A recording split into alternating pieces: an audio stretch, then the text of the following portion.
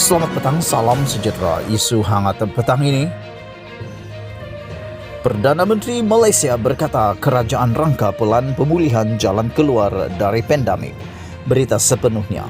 Kerajaan sedang merangka pelan pemulihan negara sebagai persiapan untuk negara keluar daripada pandemik COVID-19 kepada satu peringkat yang munasabah, kata Tan Sri Muhyiddin Yassin.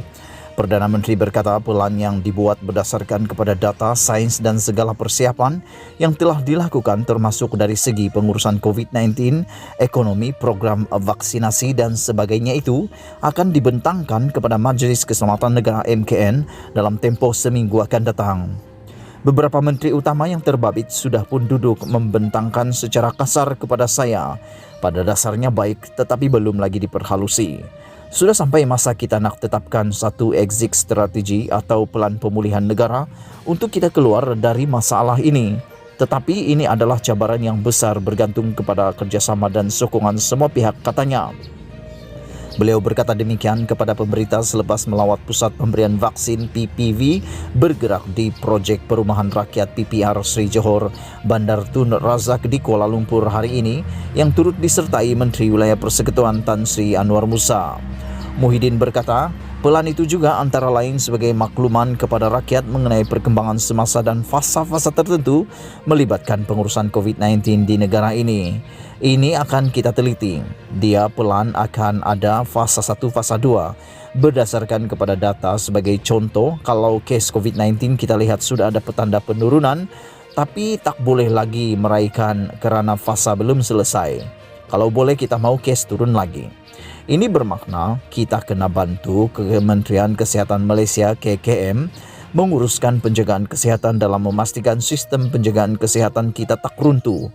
Dengan hospital, kemudahan katil, ventilator, kekitangan hospital kita mencukupi. Semua ini sedang kita laksanakan, katanya.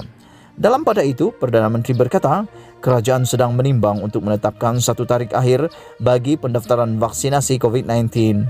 Menurutnya, buat masa ini, proses pendaftaran dibuat secara terbuka dan sepanjang masa.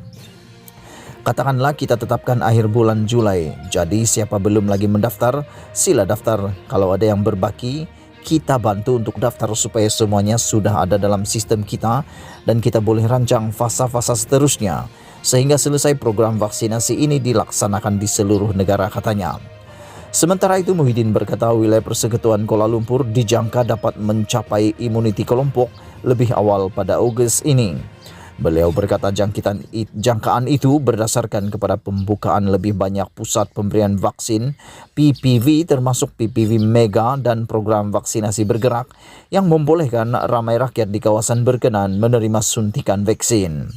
Mengulas mengenai program vaksinasi bergerak itu, Muhyiddin berkata, kaedah tersebut merupakan antara cara untuk menyegerakan program vaksinasi dan pihaknya bercadang menambah lebih banyak lagi PPV bergerak di kawasan-kawasan tertentu. Pelaksanaan projek rintis vaksinasi bergerak yang bermula pada 7 Jun lepas di PPR Kampung Muhibah itu adalah hasil kerjasama strategi Kementerian Wilayah Persekutuan bersama KKM, Dewan Bandaraya Kuala Lumpur dan Yayasan Wilayah Persekutuan. Program itu merupakan antara 7 inisiatif wilayah Cakna 5.0 untuk memastikan 80% warga wilayah Persekutuan Kuala Lumpur selesai divaksinasi pada penghujung Ogos 2021.